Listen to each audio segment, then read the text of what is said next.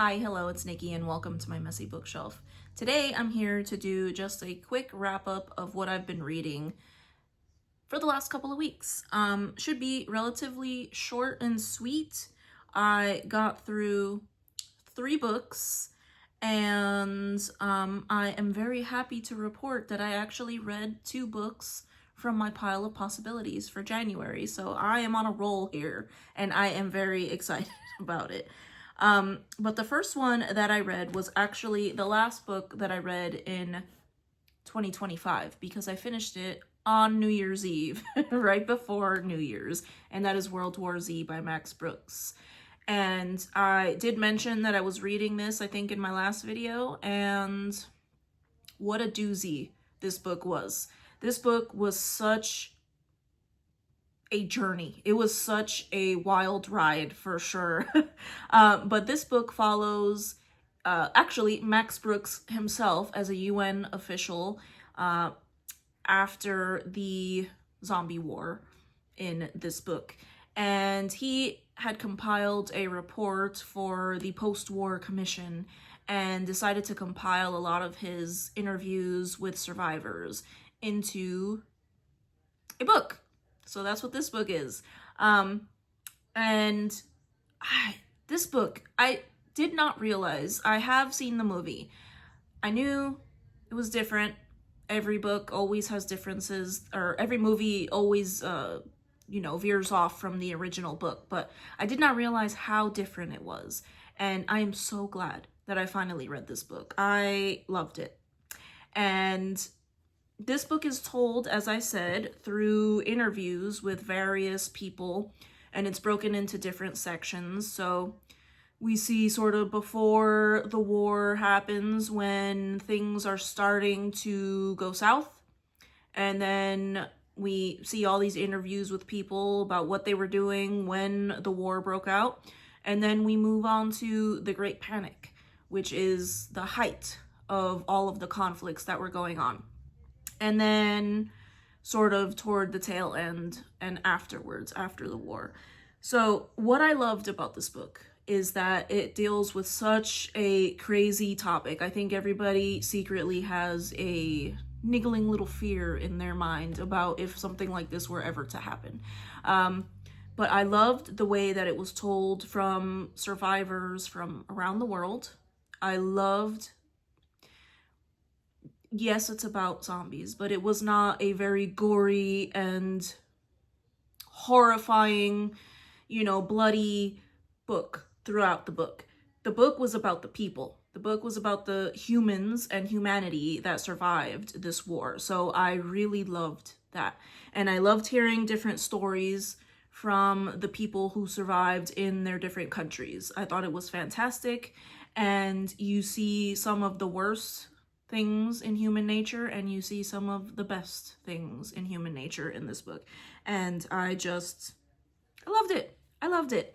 And moving on from there, what I decided to read next, again, I've been on this kick lately of dystopian / apocalyptic books. I finally read Station 11, which was on my pile for this month, and I love this one too. I wish that I had read it sooner. I picked it up last year, read maybe 5 pages, and I put it away. So I am so happy that I finally got to it. I don't know why I didn't continue reading it last year, but I finally did.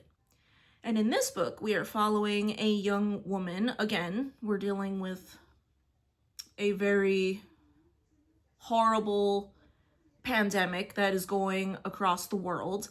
And we follow a young woman who was a child at the time that this outbreak occurred. And we jump forward 20 years and we see her moving throughout her life. She is part of a group of actors that travels around, a troupe of actors that goes throughout the countryside trying to bring a little joy to people now that basically civilization has collapsed. And again, just like World War Z, we see the best of humanity and we see the worst in humanity. But what I liked about both of these books is that I was left feeling very hopeful at the end. So horrible things happen in here. This one obviously much more realistic than this one because it is a pandemic of a flu, and this one is obviously zombies, so different situations, but still the same. What would we do in those situations? And I thought her writing was beautiful, and I highly recommend this one as well. So I went from the apocalypse to another awful topic. And what I decided to read next was one that was in my pile, and it was a gifted book. So win-win on two accounts. I read The Nightingale by Kristen Hanna, and I could not put it down until I had to put it down, if you know what I mean. So this book follows two sisters during World War II. They live in France, and it occurs right before and during the occupation of France by the Nazis. And we follow these two sisters as they go their separate ways throughout the war, and the paths that they choose in their lives. And I loved how both sisters had completely different personalities, and both with their different paths that they take during the war, it still really showed how brave and how strong women were during World War II. So this book gutted me. I could not put it down, and then a scene happened and I put it down for a day. And then I picked it up, couldn't put it down, and then I had to put it down for another day. If you've read this book before, you probably know which scenes I'm talking about. One was towards the middle and one was kind of towards the end, but this book has a lot of horrible things done by very horrible people. But it also shows how even amongst the enemy, there can sometimes be decent human beings, you know? A really good look at what life was like for the daily life was like for those who were left behind in the war.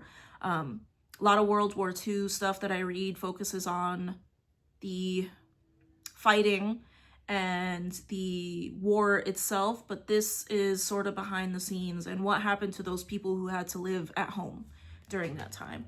And her writing was beautiful. The story was beautiful. It was gut-wrenching. I was weeping. This book made me weep. Actual sobbing tears twice.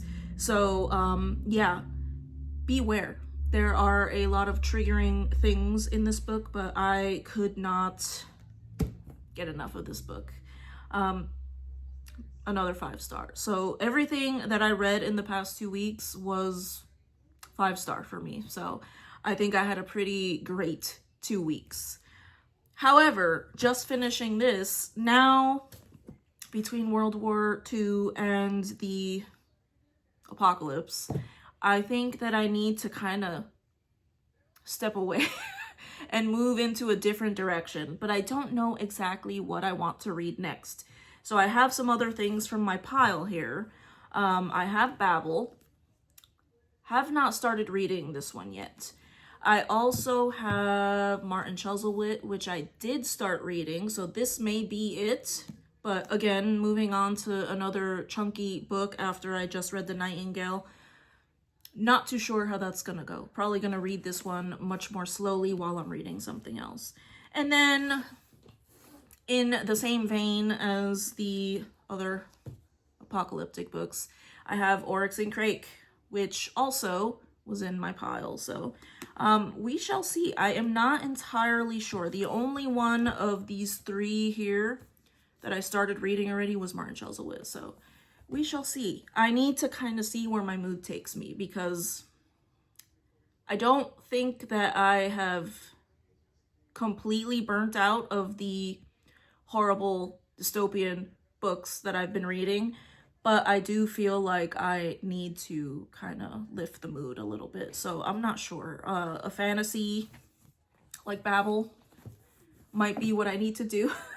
Or some Dickens, you know, take my mind off of these horrible things that are happening in these other books, but we shall see. But yeah, that is everything that I've been reading in the last 2 weeks, and yeah, I am not okay, but I thoroughly enjoyed the ride. But we shall see what I get into for the next couple of weeks. But again, I thank you so much if you stayed to the end of this video, and I would love to hear if you have read any of these books and any recommendations you have. I'm kind of running out of apocalyptic books. So, but yeah, thank you so much, and I hope to see you in the next video. Take care. Bye.